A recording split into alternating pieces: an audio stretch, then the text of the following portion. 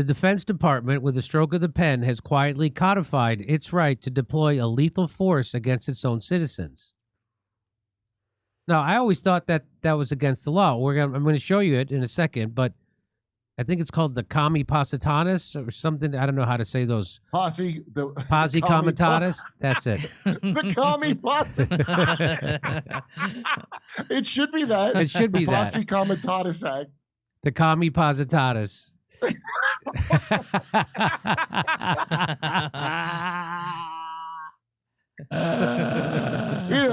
Kami Positanis. It's like Kami Positano over in Italy. This is not a drill. The reissue of Directive 5240.01 is a declaration of intent. The military is an entity designed for external enemies, now turns its gaze inward, poised to act with deadly precision when the inevitable clash of wills erupts. This is design. They anticipate conflict, and their anticipation, they prepare the battlefield, our streets, our homes, our lives, and they will strike with the full force of war machine built to crush foreign adversaries, but now aligned to dismantle internal dissent. Do you think I'm making this up? No, I think it's what we do around the world, and they're just going to do it to us. So all the CIA handbook of how to screw up a country, they're going to use it on us now. That's all it is. It's real dark. When people see how dark it is, they're going to be like, wow, I can't believe we were doing that to other countries. They're going to do it to you now. And a lot of people don't want to accept that fact, but, the more you actually don't listen to mainstream media and you listen to people actually reporting what has been going on, what we've been doing, yeah, it's something that you have to accept, and it sucks. But,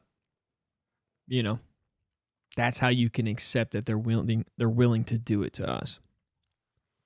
The facade of representative government crumbles as the state arms itself with not just with weapons, but with the legal and bureaucratic tools to enact violence under the guise of order. What was once unthinkable is now written, approved, and ready to be executed. This is not preparation for defense. This is preparation for domination. Be warned, when the state moves in silence, it's because it expects resistance. Martial law was always the goal. So this is it. It's from the Department of Defense, the DoD Directive 5240.01, Department of Defense Intelligence and Intelligence-related activities, and Defense Intelligence Component assistance to law enforcement agencies. Finally. And when is this from? This is from September 27th, 2024. Well, January 6th, Jimmy. I'm sure it's justified.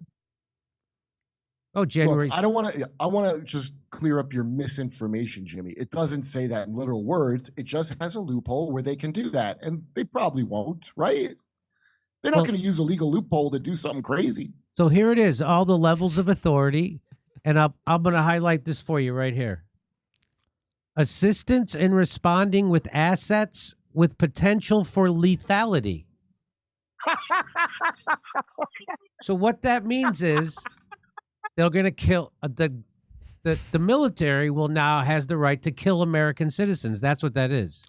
Finally. Right. Assistance in responding with assets with potential for lethality or any situation in which it is reasonably foreseeable that providing the requested assistance may involve the use of force that is likely to result in lethal force.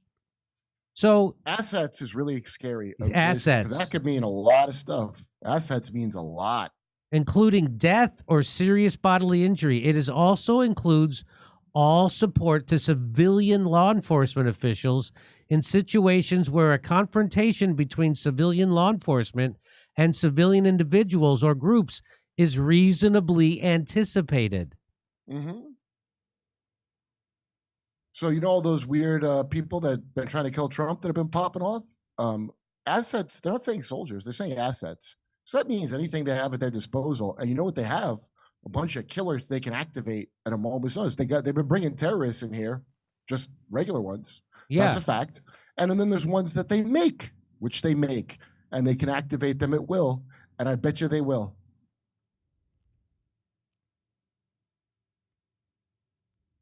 George Moore says the Posse Comitatus Act, or better known as the Commie Positano Act, limits the federal government from using the military for domestic law enforcement. However, very quietly, on September 27th of 2024, within 6 weeks before the election, the Department of Defense amended the Department of Defense Directive 5240.01 to allow lethal force. Why now? Asked George Moore. I wouldn't even hazard a guess why. So Posse Comitatus goes the way of the rest of our buried Constitution. Yeah. We're being occupied by international interests and our so-called allies, right? Yeah, it's called the UN. Have you ever heard of it? It's the State Department, this Council on Foreign Relations. Yeah. It's you live in the chump part of called America, which is the shell company. And here it is. Just because they're making it an official statement that they can now use the military to kill you, that doesn't mean they're going to do it, right? Yeah, well, they always could because Obama did it to American citizens, as you recall, but now they can do it here on our own soil. Just like when we learned about the Smith Modernization Act on this, the first time this show ruined my week when I learned about how the Smith Modernization Act worked, because that was a thing that crazy conspiracy nuts had told me, and they told it to me in a stupid way. And I was told by famous Hollywood actors, reliable sources, how stupid that was. And then, I don't know, 5 to 6 years later, I find out, no, the stupid person who told me that was dead right. They just didn't know how to express the legal vagaries, which the guest, John Kiriakou, did. And it really got me down because I was like, oh, that's stupid for 5 years. That's how easy it is to trick people, especially me. So do you think they're covering for stuff that they're already kind of doing already? Unless, of course. And they just really intend to step it up with soldiers on the streets? No, look, they didn't kill Trump. And you think they're going to let Trump go in the White House? I think Russell was right about they're never going to let Trump enter the White House ever again or do everything they can. So this is because like one theory would be they're getting ready to rig an election, and it's going to be obvious they rigged it. And so they're going to have to put the military on the streets to calm people down. That's exactly what I was going to say. Because they're anticipating it. They're anticipating a reaction to their wrongdoing. That's a next level. You know what I mean? Like when you're prepping for the fallout of your own bullshit. Yeah, that's why they're so upset about how bad Kamala is doing. Yes. Because first of all, the numbers are fake. There's no way she's even doing remotely well. There's enough rich idiots. Black people don't like her. I don't know if I buy that sentiment because people said that about Donald Trump for a long time. Like, there's no way that there's people that support, his policies or like this guy, blah, blah, blah. And there were tons of people. It's just nobody that they were talking to, because they were focused on a whole other narrative and people who listen to that narrative. And then people who have seen through the mainstream media bullshit and the, woke propaganda, the liberal propaganda machine, that's been going on for the past, heightened past 4 years, but 8 years. They can't see how someone could vote for Kamala, but I know so many people that are going to vote for Kamala. So, yeah, there's a lot, and I wouldn't be shocked if she did win, but I also agree with them that it is very hard to think that Kamala is doing better than Trump right now. With certain polls that have come out, and then, even CNN, I think in MSNBC, covering those polls and showing that, Trump is doing better with the black population, and than Kamala is, and so I can see that where they're coming from, and totally, but there are still a lot of people out there that just don't like Trump, and they'll do whatever they can. If it's voting for Kamala, which is kind of a vote for just whatever system has been running things since Biden came in, because it's not Kamala, and but yeah, I mean, some people actually think that Kamala would be running things, and like she doesn't have people really telling her what to do, and pulling her ear this way and letting her know, hey, this is what we're all, we're going to do this, right, Kamala, because this is where our money's coming from, and these are these causes that we say that we support. So, you got to do it. So, I mean, I think a lot of people who think Kamala would be actually making like decisions based on what she thinks, are just people that are just a little naive to like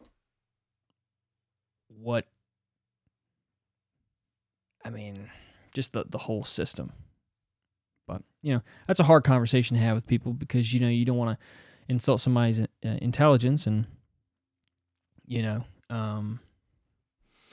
also don't want to come off like a weird nerd that all you do is watch political shit like this, which I do. But anyways, let's get back to it. Anybody that knows anything, if you don't know anything about it, you have the privilege of not knowing. Right. Okay? So because they destroyed the middle class, the original force field of idiots that don't care about poor people, right? That's your shield to keep the people from getting mad at you. And they've eroded that. They know that. And the programming don't work with identity politics anymore. BLM was a bust. I don't know if anybody remembers. Well, they do. They're mad about it to this very day. BLM as a business is a bust for sure, because of all the shit that came out with the owner. I think it was the female owner who bought that mansion up in the Hollywood Hills, I think, or somewhere. Spent all that money on stuff like that. But maybe one house or multiple houses, I can't remember. But as far as a movement, there are still people that, like, yeah, Black Lives Matter, right? It's kind of like a tenet of the belief system that is liberal. You have to be, in support of this idea of BLM, of Black Lives Matter. That still has kind of attached itself to the structure of, the liberal mind. And so now, what are they going to do? How are they going to be able to pull off this? And not necessarily in a positive way. I guess that was my point. Not necessarily in a positive way, but just in a way of like, hey, we're on your side way. This, but like, that's it. Scam that Kamala really won. They're not. They are. Well, maybe. Well, of course they are. Look at now they have this. They pulled off Building 7 on 9/11. They pulled off the Iraq War, the Syrian War, the Afghanistan War for 20 years. They pulled off Libya. They're pulling off Ukraine right in front of your eyes. They're pulling it all off. Of course they're pulling it all off. They're not going to be able to pull it off. It's the same reason Epstein is probably like they pulled off Russiagate. They pulled off COVID, right. Kurt. Yeah, right. You can only do that so long. You look, that it's a great trick, but you can only do it 30 times. We have an internet, and I believe that has backfired. Both of them are right. Jimmy just pointed out the fact that they keep doing it in their narrative on those mainstream media, the mainstream media sources, platforms. And then Kurt is also correct that, hey, they're not succeeding at it the way they used to because of other outlets like Jimmy and Joe and Russell and all these other people, and Alex Jones, obviously, who expose it. So there's more exposure to the lie and to the falsities and the deceptive narration of events than they're used to, so it's not as successful. But Jimmy is correct. They're still doing it, and they're still fooling people. And you can see the panic about it at every corner of everything. But Kurt, here's my question. Where are they going to find Americans who are willing to open fire on other Americans? Oh, wait. Well, you pay for their education. You pay for their sex change.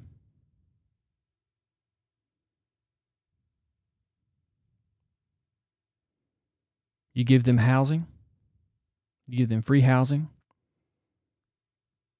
You take care of them. You give them insurance. That's who. You know? And that's a lot. That's a lot of people. I mean, the sex surgery, the gender surgery, that's a select few. but everything else is like, that's a lot of people that would love that benefit, and that's what the government is. That's what the military is. It is an employer of people, and they provide pretty good perks. So I think there was an open border for the last couple of years, and they have 10 million. Yeah. That would be perfect. Dreamers. I think they're called dreamers. yeah, but I don't think that they would join the military. I highly doubt that. I mean, where are they going to get soldiers to open fire on Americans? It's not like we're on campus in Ohio during the 1970s. Am I right? Yeah.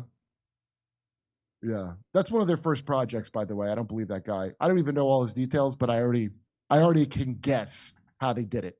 So here's the Posse Comitatus Act. It says the United States federal law, original, signed on 1878, this law was signed by President Rutherford B. Hayes, and it limits the power of the federal government in the use of federal military personnel to enforce domestic policies within the United States. So you can't use the military to enforce domestic policies, meaning whatever, martial law, whatever.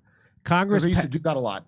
Congress passed the act as an amendment to an Army appropriations bill following the end of the Reconstruction and updated it in 1956, 1981, and in 2021. The original act only applied to the Army, but then they made it apply to the Air Force in 2021. They also made it cover the Navy and the Marine Corps and the Space Force. Mm-hmm. The act does not prevent the Army National Guard or the Air National Guard under state authority from acting in a law enforcement capacity within its home state or in an adjacent state if invited by that state's governor. The United States Coast Guard is not covered by the Posse Comitatus Act either, primarily because although it is an armed service, it also has a maritime law enforcement mission. So the whole world is the sea. Yeah. They're a blue water land navy, Jimmy. Yeah. So even Ron Paul caught onto this. Here's Ron Paul. But we want to start off with a headline from Zero Hedge. It's a pretty hot headline. U.S. military now is authorized to kill Americans on U.S. soil. That can't be possible. Yeah. This would open up the door for the careless use, and if more frequent and legal. It'll be legal now, so nobody will have to worry about that. Send in the troops. We need you to shoot a couple of these people. Yeah. They're opposing our policies. They're demonstrating against COVID rules. There's something they'll come up with. So I think it's very, very dangerous. So here it is. Now, Zero Hedge picked it up from Armageddon Pros, which is a Substack which they often run. It says U.S. military now authorized to kill Americans on U.S. soil. Just ahead, intriguingly, of November elections, and that was my second thought, the military has granted itself permission to unleash lethal force on the We give ourselves the right. civilian population. Again, I thought this has got to be an exaggeration, so I went and looked, and actually go to the next one because this explains what it is. Now, it's not a law. It's a DOD directive. So this is, the administrative state where they take over. They don't pass laws. They are laws unto themselves. Go to the next one if you can, because this is what they're talking about. And I went and I read this secondly, and it talks about a reissued DOD directive that was reissued just on September 27th, 2024. It governs the Department of Defense intelligence activities and now includes provisions authorizing lethal force in certain circumstances. And it supplants the 2016 version, which did not mention that. So I read all of this too, which is someone else's analysis. I said, okay, this sounds even more troubling. I want to go look at the document itself. And so go to the next one. I actually went and looked at the DoD directive. It's DoD Directive 5240.01. Now go to the next one. I'm just going to get to this really quick so I can, just so people, this is on their own website. Now this is section 3 of that directive. Assistance to law enforcement agencies and other civil authorities. Now go to the next one. Now this is levels of authority.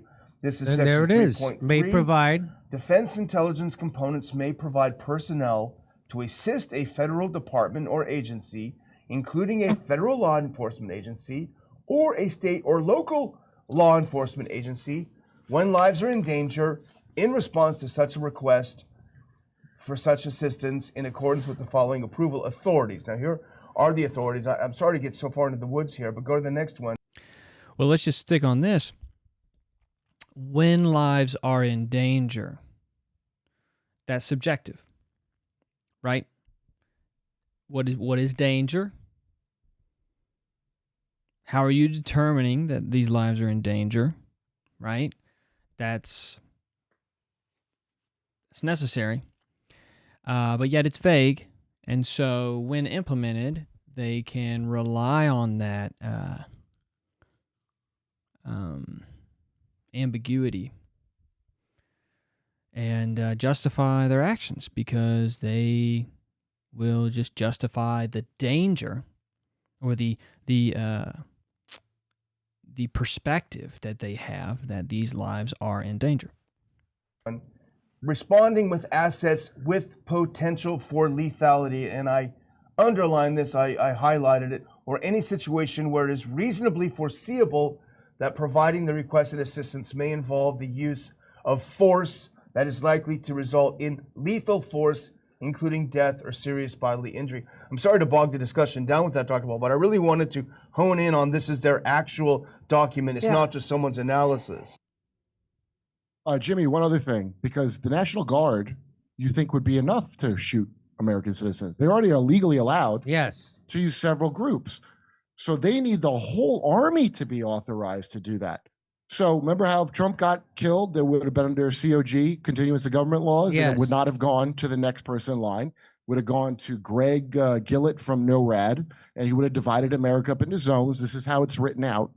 And so how are you going to enforce that where you radically change America into a group of zones with a law that was originally intended in case of nuclear war, but later amended with the Patriot Act? Well, I bet you need the whole military to do that. I bet the National Guard wouldn't be enough to fight the civilians. So, look, Dana Gould, before he lost his mind, had this great point about torture. When they legalized torture, he goes, of course they're going to torture. But these ghouls want to make it legal. Making it illegal just keeps it to a kind of a minimum. Making it legal means it's going to be more torture than ever. That's what this is. That's what this is. And Dana Gould would not accept that point now if I told it to him. No, he would not. No, he's also His own point. He's also Which lost is his great. mind. He's one of those people. Don't do your own research. Dana Gould, former executive producer of The Simpsons. He lost his mind like the rest of Hollywood. If someone tells you don't do your own research, do you really think that's not a form of mind control? Because I feel like it is. It is. Of course it is. I Right. told you not to. Yeah. They're telling you It's not very to plain. read. They're telling you reading is dangerous.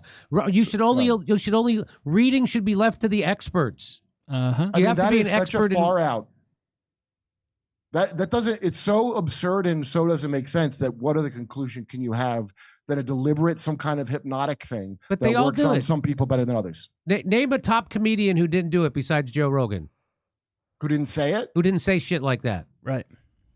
Name a top comedian. I wouldn't I be able to can. do that anyway. What- Anyway, because I really don't watch a bunch of people unless I only care about myself. But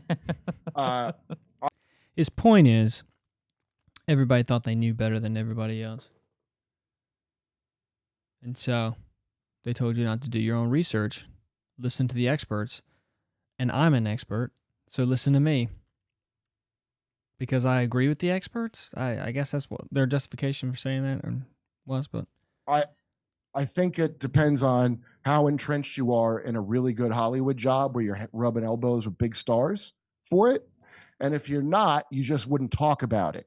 And then if you meet me, you see me in the green room, we might talk about it, but you're not going to say it out loud. I think it's mostly that. But there's a rare special breed that's really going to extra suck up. You know, I've had A-list comedians when I come off stage after I'll do my bit about COVID, and they'll whisper to me, "Yeah, I got shingles from the, I got shingles in my eye."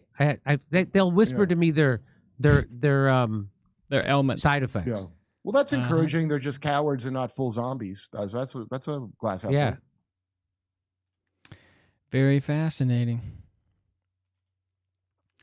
Yeah, it's wild that the Department of Defense is prepping. I mean, there's no other way to look at that other than, it's prepping. 2 months before the biggest election I think we've ever had. I mean, and I don't say that because of like there's more people in the country, or that there's two wars really going on right now, that are big, that we're involved in the United States.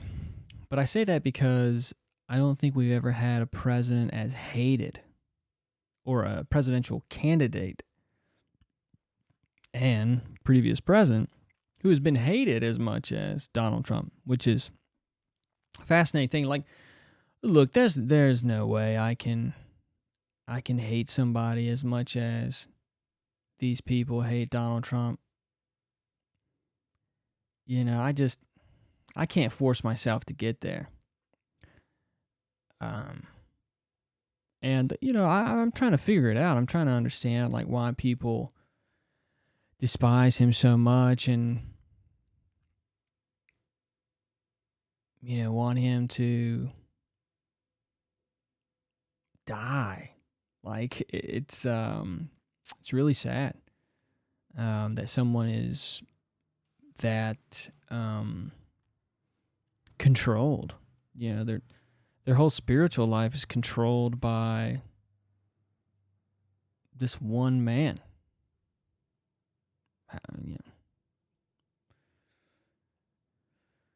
It's not good. It's not good, and it bleeds over to everything in your life, really. I I have like people in my life that I like, really care for and I respect, and just people part of my life. And their hatred for Donald Trump is just ridiculous. It's silly. It's comical to me. You're not gonna get me there. I can't get there. I'm not gonna. I don't understand what it is, but it's making this election. I mean, it has created such a. It's funny how the hatred of Trump has turned this election into this circus that it has become. The hatred of Trump forced the Democratic Party to nominate Joe Biden, okay, and prop him up as like this, the opposite of Donald Trump, right? Which is kind of silly. And then once he's in, they denounced any type of concerns or criticisms of his mental clarity, and did not want to have anything to do with anyone, just acknowledging the facts that there was some type of mental decline going on. So they denied it, and they made it all the way to the first debate, and then it just the facade just fell apart like a house of cards. And then they didn't know what to do. And so they scrambled and they forced him out. And they put in the vice president. And they put her in because they know that they can control her like a puppet. Because they controlled her like a puppet for 4 years and pretty much kept her out of the media. Because she was, and I know people like to say a DEI hire, but yeah, she was the political choice for vice president at that time. Female, black female, which I think she was running on. Not Indian. That's what she ran with on the other office that she held. But anyways, and so that's what the hatred of Donald Trump does. Is it makes you go crazy and it makes you act silly and do silly things, and that's just all that stuff is really silly. So, yeah, well, what is it? October 20th. About 15 days. 15 days until the election. So, 2 weeks. A little over 2 weeks. What? No. Oh, dude, that's crazy. Well, I'm glad I'm strapped.